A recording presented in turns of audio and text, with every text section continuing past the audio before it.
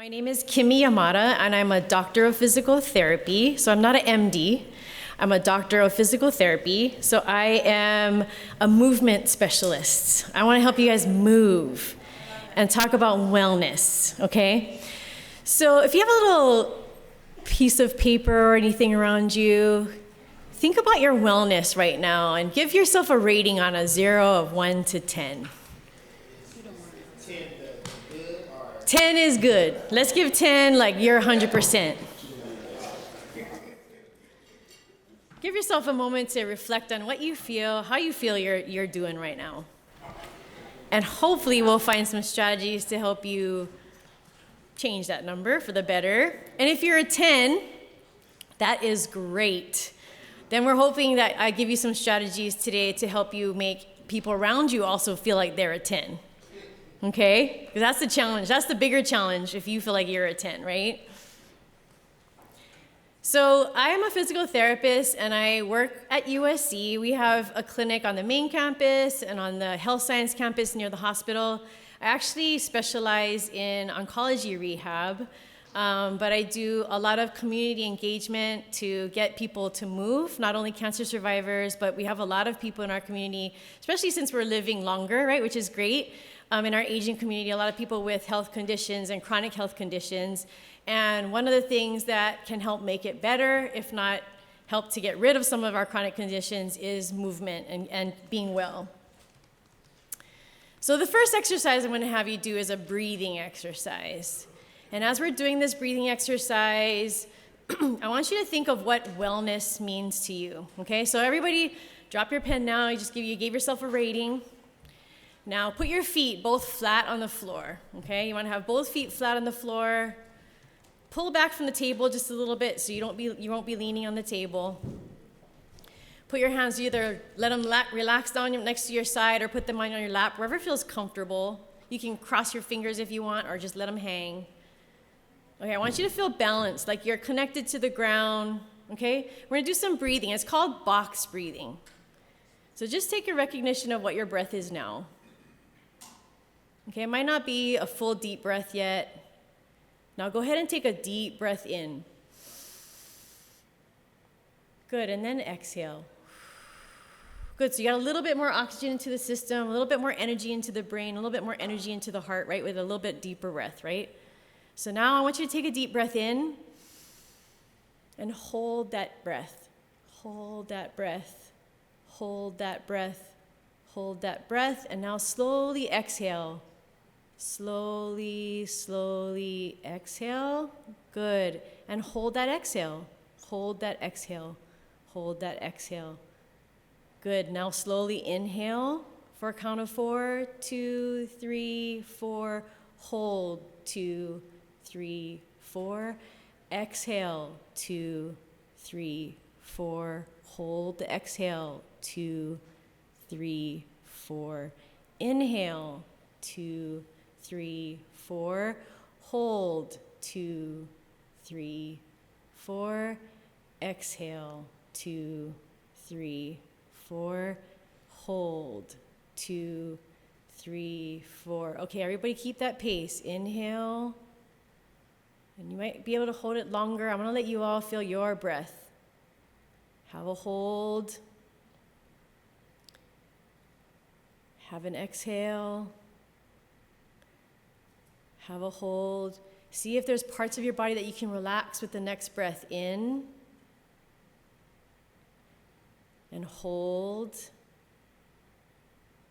And now you're not concentrating on your breathing so much. You've got this nice slow breathing.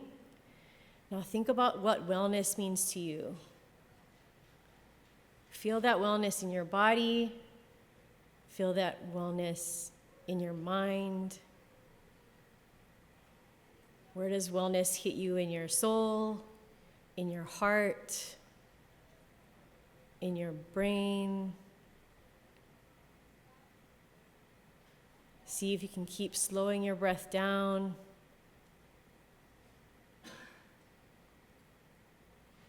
All right, and slowly get back into regular breathing. Keep checking your body. Make sure if it's more relaxed than when you started the breathing.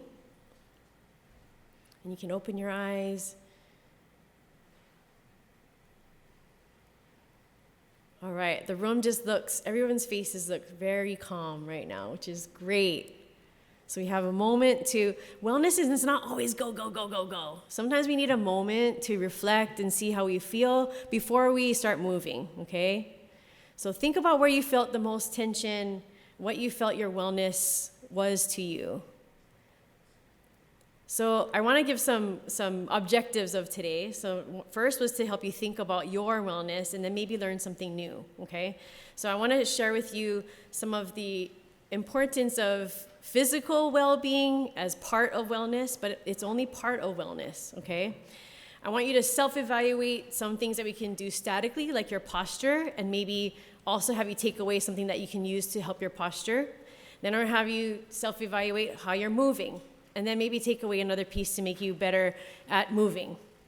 And then we're gonna make some plans to help support ourselves and support each other before you leave today, okay? Because I can teach you a lot of things, but I don't want it to stay in this room. I want it to leave this room. I want you to spread it all because you all have great opportunities to be able to share wellness. And if you Google wellness, and I like to look at images, so I click on images, there's lots of different pictures of wellness, and they all show that it's multifaceted, right? So this is like from different universities. This is international pictures of what wellness might look like. This is from people that live high in the mountains, people that live in the ocean. If you Google it, everybody has like 8 or 10 different facets of wellness, right? So you should know that it's very multifaceted.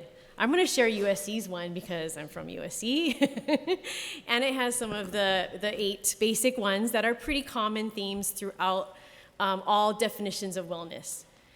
So I think a lot of people immediately go to physical wellness. I'll use the pointer.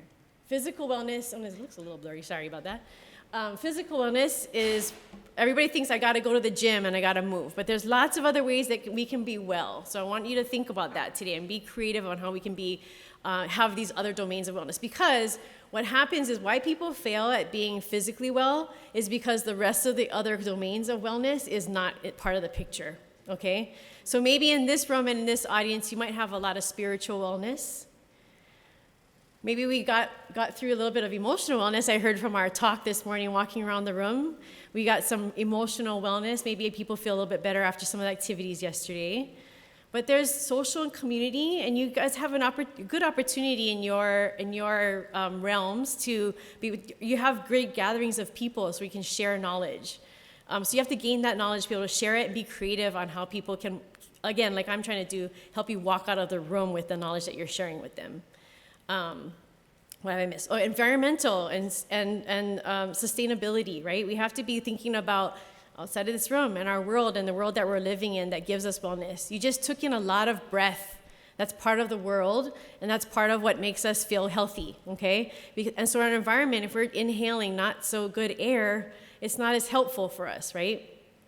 So we have to be thinking about all of these realms of wellness, including our jobs and our work and all of the jobs and work that your people that are coming to your faith centers are doing, right? So that if they're not happy in their jobs or not thriving in their jobs, that also helps physical well-being and spiritual well-being not be very successful.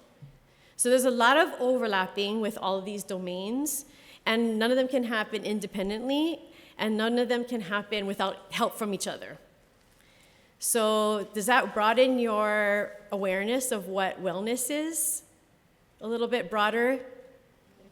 Yes. Awesome. Financial is part of it, and that is sometimes also a barrier, but sometimes when we have a little bit less in the financial area, there's financial wealth is not only money wealth, but wealth in people and wealth in people that surround you, wealth in your community. There's lots of different forms of wealth as well. All right, let me move on. So I wanted to share with you some research that I found because I'm a very... Can you go back a slide? Sure. I don't have my camera. I'm ready to... I have a PDF of these slides that I also can distribute to you, so you don't have to you can also just absorb and not have to feel like you have to write everything down. I do have a PDF that I can share with all of you. But I can leave it here if you want to get it down. Thank you, I got it. Yeah. So in 2011, there was a qualitative study that interviewed several faith leaders of multiple different backgrounds to understand their perceptions of health and wellness. And in many of the communities that you exist in, they have many health conditions that are actually very modifiable. Some things in our genetics and things like that are not very modifiable, but a lot of things that are environmental or how you go about your life are modifiable.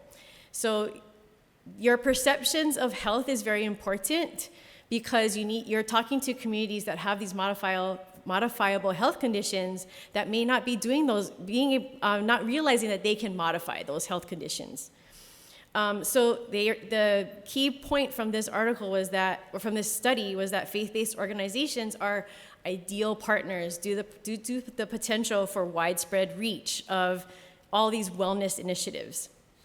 And what they found is that different faith-based organizations have different views on what they should do and what they could do as far as health promotion within their communities, within their roles.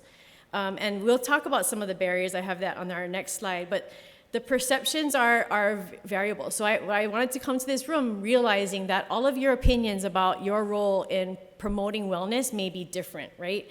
Whether you ranked yourself high or low, where you share that with the people that you talk to might not equate, right? Even if you have high health perception, you might not be sharing that with people. And I want to encourage you to share that with the people that you touch every day. So when they interviewed these faith-based organizations, these are some of the common barriers to exercise that came up. And you can see that the percentages aren't very significant, right? It actually varies across all different faiths. But one is that, this is a quotation, is that I'm not sure that the congregation always understands the biblical worldview of health and well-being. Often the subject promotes a worldwide contrary to scripture. So maybe it's not within their faith to be supporting exercise. But there are parts of faith and wellness that are within multiple different religious bases.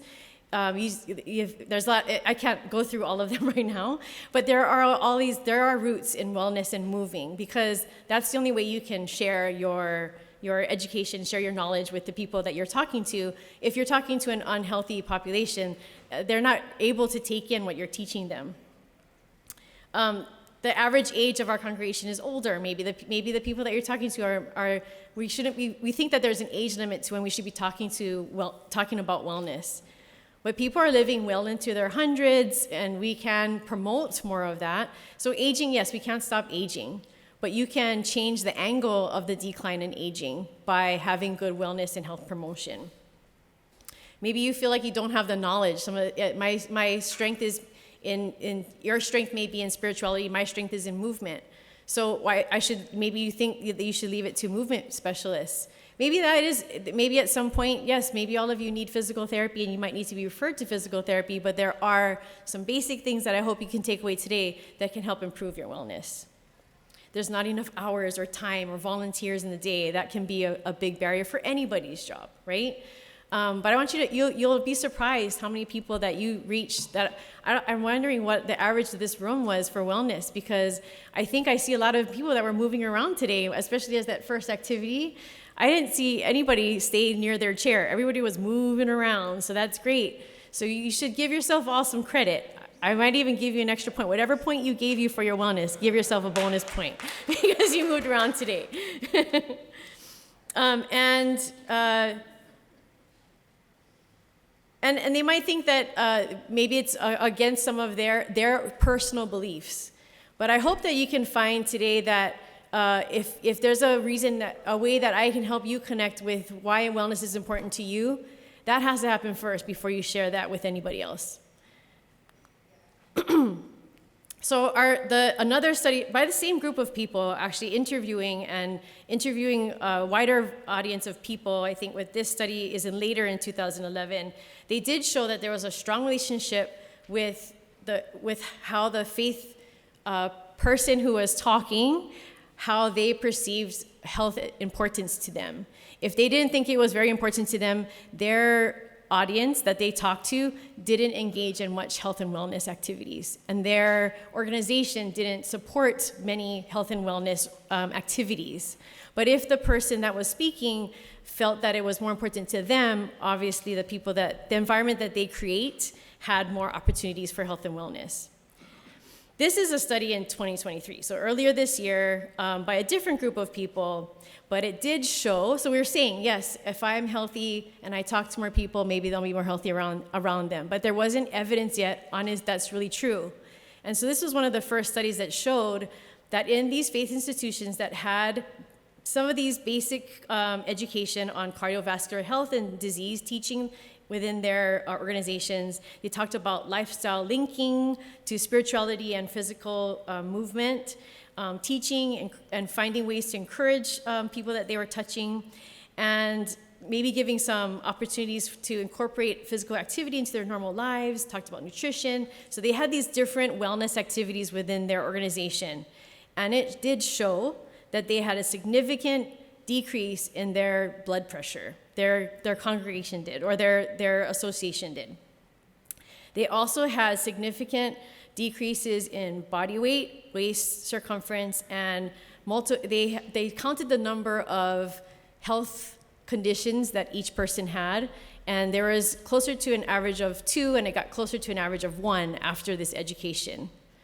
So that was very interesting to see, actually, that yes, it's good to promote it. What does it really equate to quantitatively in health? And this is one of the first studies that showed that everyone that was touched by this education did get more healthy.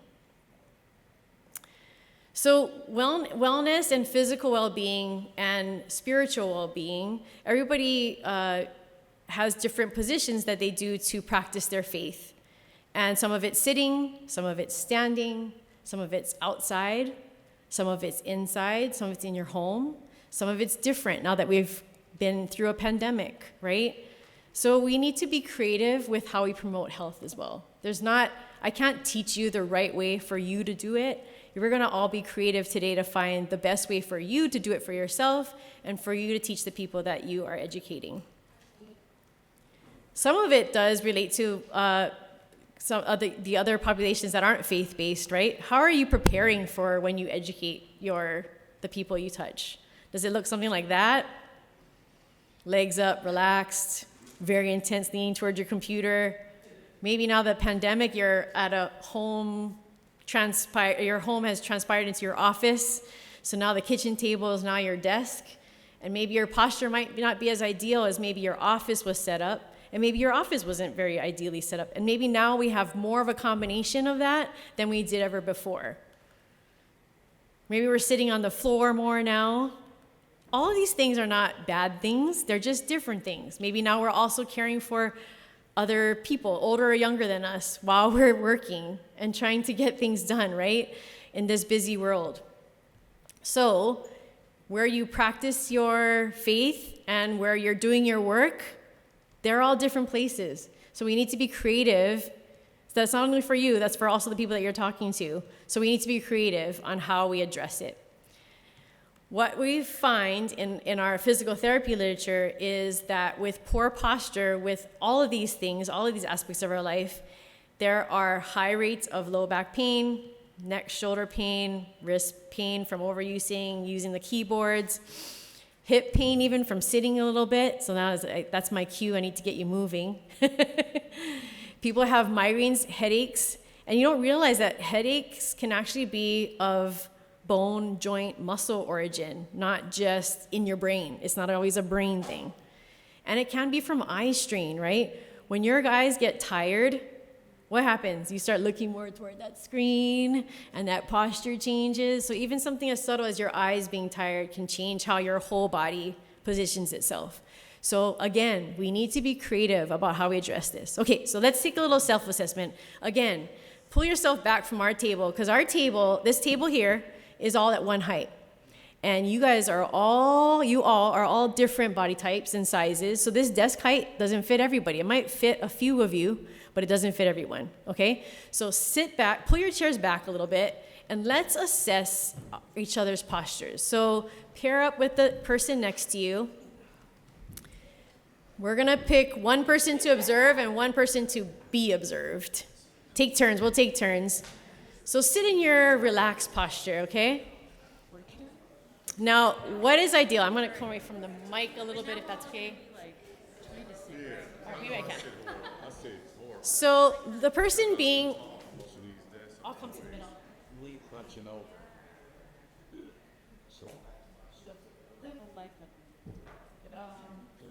I didn't sing karaoke, so I missed that class. All right, no, you don't want me to sing. You'll all be leaving the room. Duet, yeah. At the lunch. No. Okay, so if you're being observed, go ahead and get into your relaxed posture. And if you're observing, look at the middle of the ear and the middle of their shoulder and the middle of their hip. Does it look in alignment? Are they leaning back in the chair? Some people might be overcorrected a little bit. And it's fine to say you don't know. See how that feels. Now get your back away from the chair. The person that's sitting, get your back away from the chair and I want you to do something. Put your hands on your waist, on your high waist, on that pelvic bone, and I want you to think of like it's a bowl of water. Now dump out that bowl of water forward, and I'll dump it back. Dump it forward. What does that do to the alignment? It's the forward is hard, right? The back is easy. Okay, now slump in your chair. What does that do to the alignment? Neither of them are really good, right? Okay, do it all the way forward. Go all the way back, and now find the middle. And that might be, so now if you didn't know, how does it feel when you come to the middle? Does that feel a little bit, maybe it takes a little bit more energy, but maybe there's less tension on the back part, or less tension on the front part if you were able to do the front one? Okay, switch partners. Yeah, it might not be as comfortable because we're so maybe used to a position that might be rounded, yeah. So that might also be a good self-assessment. Switch partner, now if you weren't being watched, now you be watched. Okay, so switch person.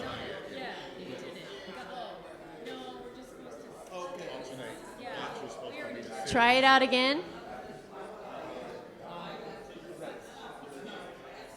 Everybody likes to rest. Yeah, resting is easier.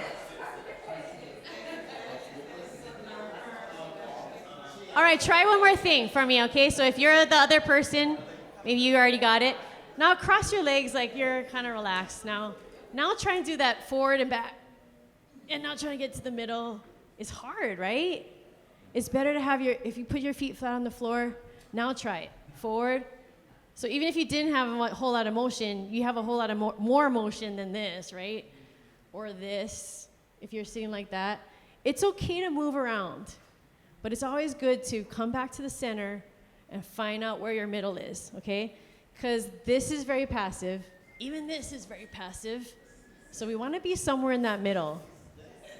So see if you can find that middle here. Now think back to where you are at your desk at home. No, that's not what you feel.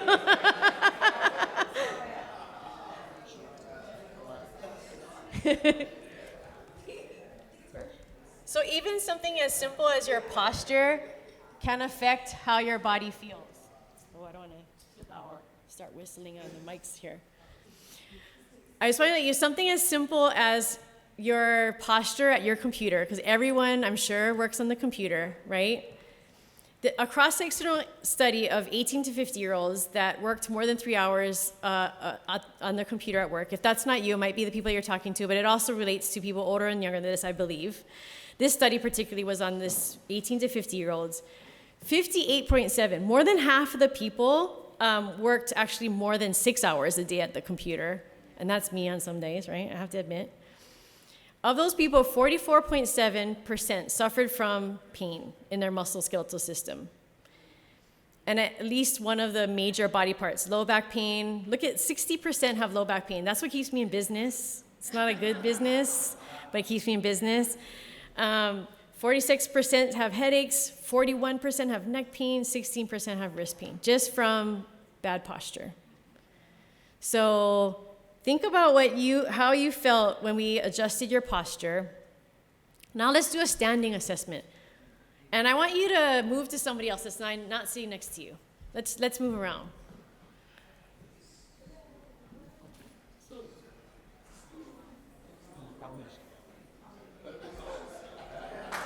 And you can be in a group, that's fine. You can be in a group.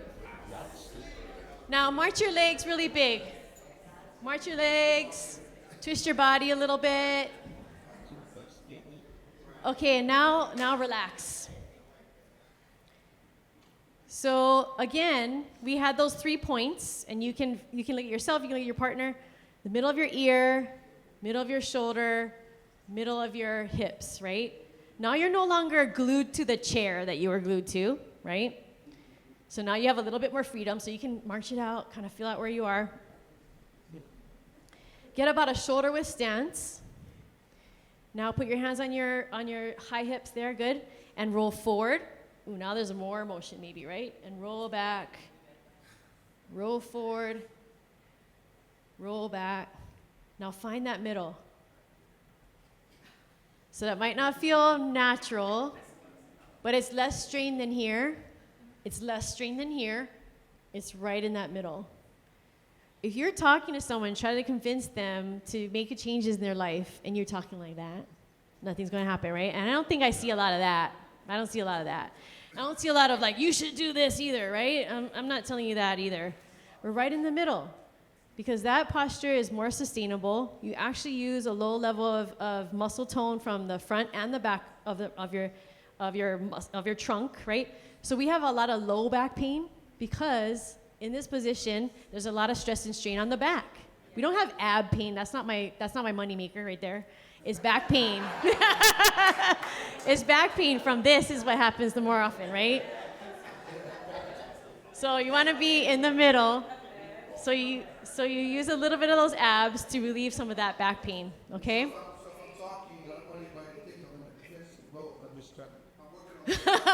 You're working on your posture. I'm not judging. I'm just working on your posture.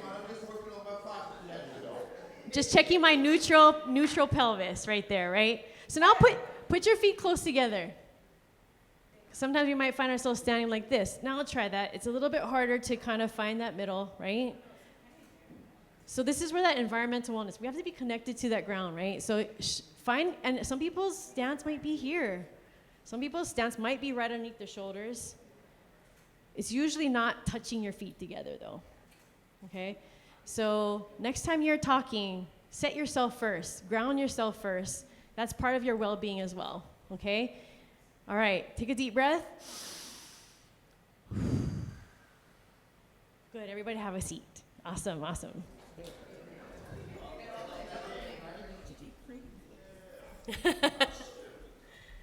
Posture is important. So I have some pictures, and again, I'll give you this handout to show you what the effect of not having this good alignment happens to your body. And I have a figure version with our muscles and bones. We can see when that head starts coming forward, there's a lot of tension on the muscles in the back, and that brings on your neck pain, and that can bring on your headaches. So that's why posture, headaches is not always in the brain. It can do with the posture. Did you know that the head can be about 10 to 15 pounds? I think that was in one of the movies that I saw. The average human head weighs 8 pounds, I think he said. 8 pounds. Is that the quote from the movie? Jerry Maguire, yes. And he had cute glasses on. As that head comes forward, though, as you slouch that way, your head can be up to 45 pounds torque on your neck. That 8-pound head gets heavier. It doesn't mean you got smarter by doing that, though, unfortunately. It just means your head is straining your neck a little bit more. Depends on how big your head is. But it does get heavier. It does get exponentially heavier the more you lean forward. So watch that posture in sitting and standing. Put that down. So one other thing I was saying that sitting in that perfect posture and standing in that perfect posture is good, but doing any one of those for a prolonged period of time is also bad. It's good. So vary it up. So if your work position is sitting a lot, standing desk can be helpful. It doesn't mean you have to go and buy an expensive standing desk. There might be another surface in your office or in your home that is a different height. Or you can always stack some things to put your desk up a little bit higher to be able to stand or sit or some variation of that. The hard thing that I'm finding, especially with everybody wants to be more mobile, is the laptops. So if you have the laptop at a perfect height for your wrists and hands, it's not a good one for your neck. If you had it at a good position for your head and neck, it's not a good one for your hands.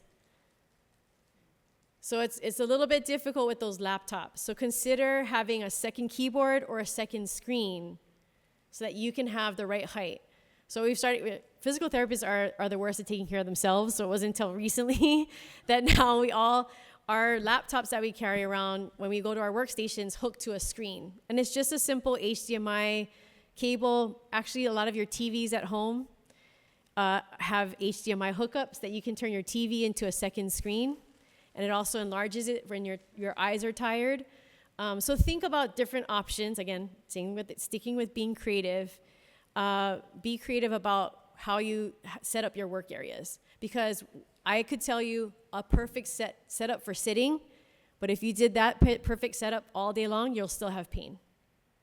So you need to have different variations. My rule of thumb usually is you shouldn't be in any one position for more than 1 hour.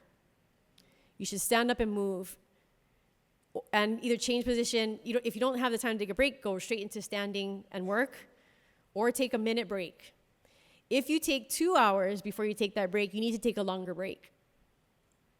So if you take it a minute every hour, it's just a minute. If you wait 2 hours, you might need 5 minutes to relieve that tension and pain. If you wait 3 hours, you might need 10 minutes to relieve that tension and pain. So it's more efficient to take those regular breaks. Sometimes we need tools that might help us, and I better make sure I'm keeping track of my time. Okay. Do I have till 10 minutes? The gong is not for you. Okay. You'll gong me when I have like a few minutes left. So when I was telling you to go forward and back with your pelvis, don't you wish you had something that kind of held you a little bit there, held you in that middle position? A lot of these devices are one size fits all, so the amount of pressure or cueing I need to keep that middle is not the same for any of you in this room. So you can buy these. Some of these might fit you. Some come in big bolsters behind your backs. Some come at small. But you can just use the towel roll. It's customizable, cost-effective. I do put a rubber band around it because it starts to fall apart if you just roll a towel behind you. I see a lot of people with sweatshirts.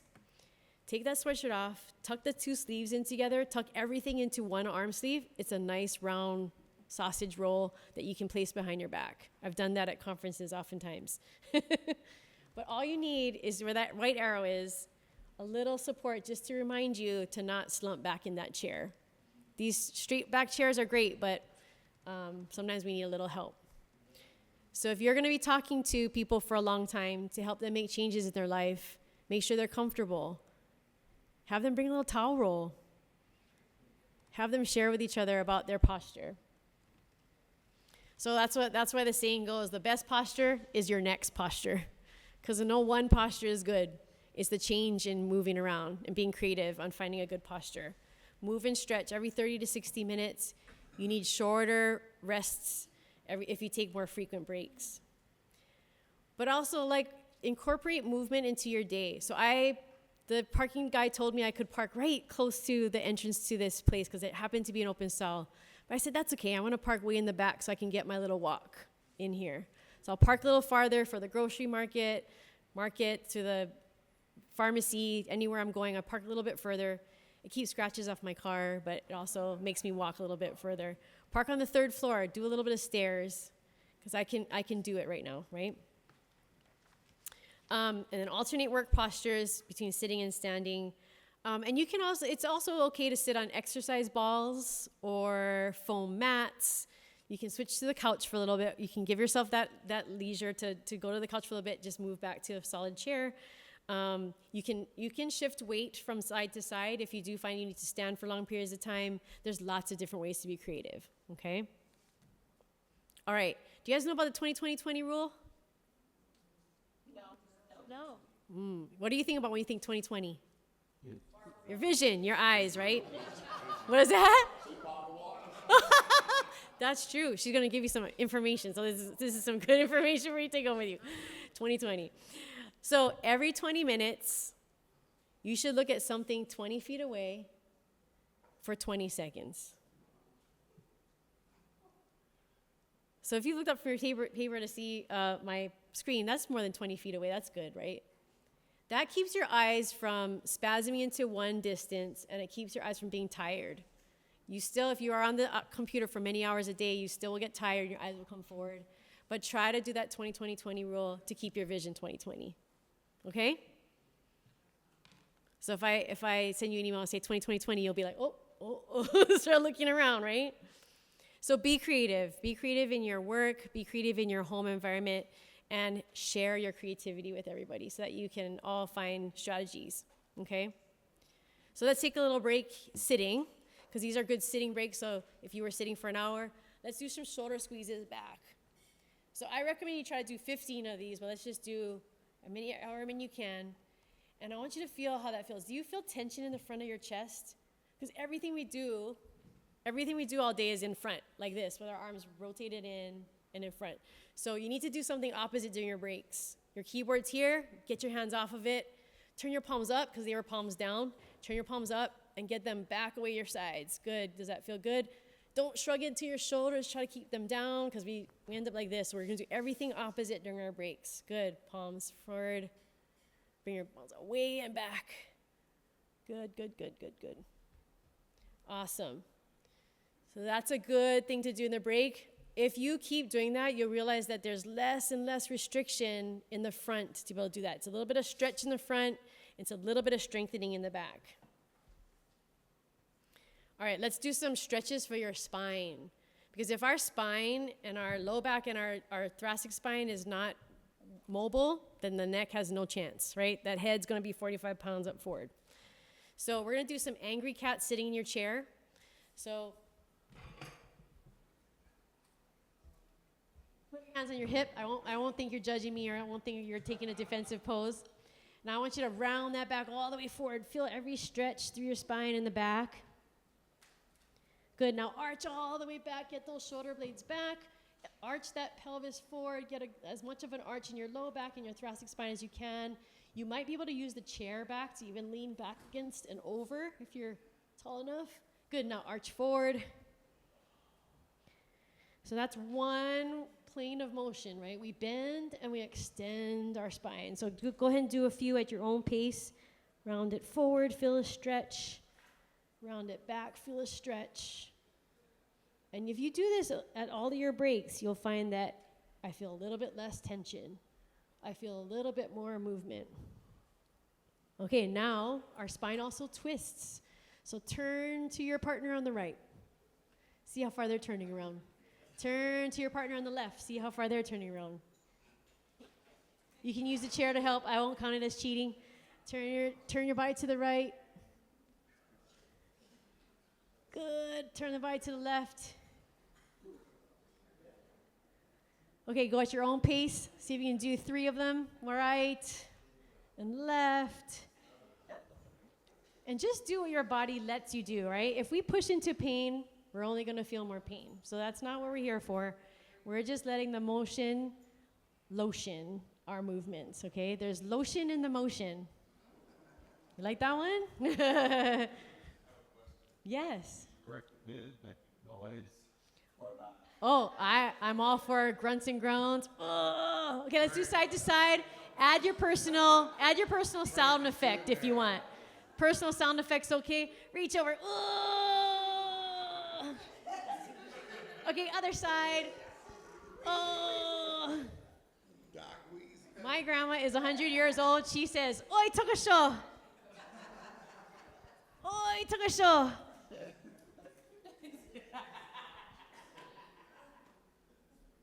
Yell it out. That might give you the extra stretch. Yeah. Get a deep breath out. Inhale. Go to the other side. Good. So you did 3 planes of motions. We're all 3-dimensional animals. We did forward and back. We did turning.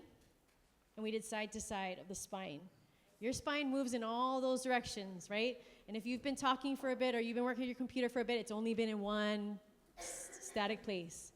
So make sure you're doing 3-dimensional. Turning, side bending, and bending and extending, okay? Think about every joint can be moved in all 3 directions. All right, one other thing that happens with that forward head posture is the back of our neck, right underneath your head gets very tight, and the front of your neck actually gets very weak.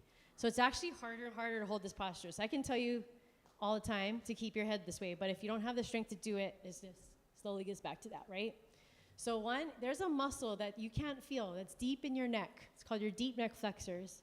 And it actually helps with singing. So all your karaoke last night warmed you up for now, and next time we do this, you guys are gonna have better, stronger voices because we're gonna do this karaoke. Okay, so all it is just a chin nod.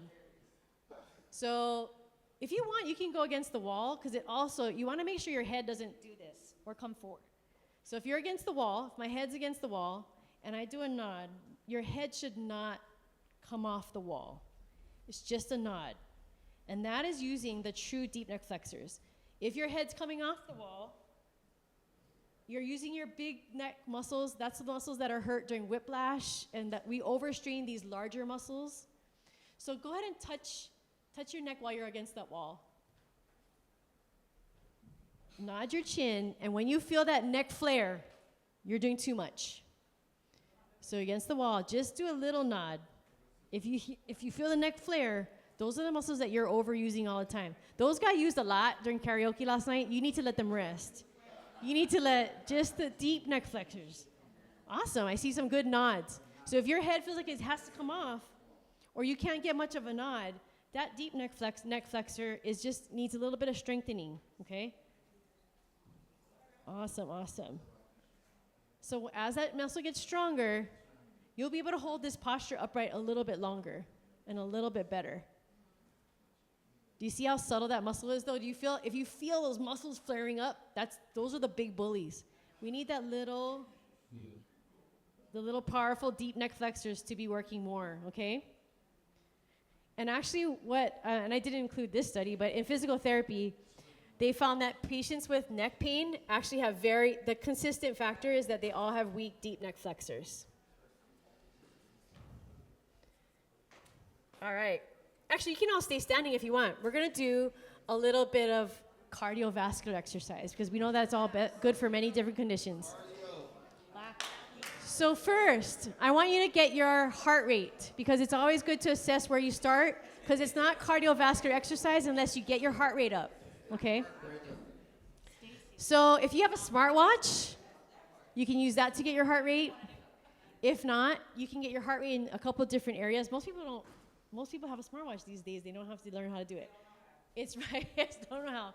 So right under your ear, if you follow down the side of your neck, and there's a little divot in front of the muscle, and most people, if you can't feel it, it's because you're pressing too hard, and just go lighter, actually, and you should feel a pulse. And it actually, maybe I've got you moving around a little bit. When you're at rest, it's harder to feel. Once I get you moving, it'll be easier to feel. So one is on the neck, and then one is on your wrist, on the palm side of your wrist, near the base of your thumb, is another area where you can get your pulse, okay? They say the most accurate is to count your beats for 30 seconds and then times it by 2 to get your beats per minute, okay? And everybody might be around 60 to 80, but I'll tell you when to start. You everybody got a pulse at either of those places? You got lotion in your motion already. All right, you can take some sips of water. I just wanted to, so that was cardiovascular exercise if you got your heart rate up. So a lot of people tell me, I walked my dog, or I went for a leisurely stroll. It's fine, but for cardiovascular exercise, you want to get your heart rate up a little bit.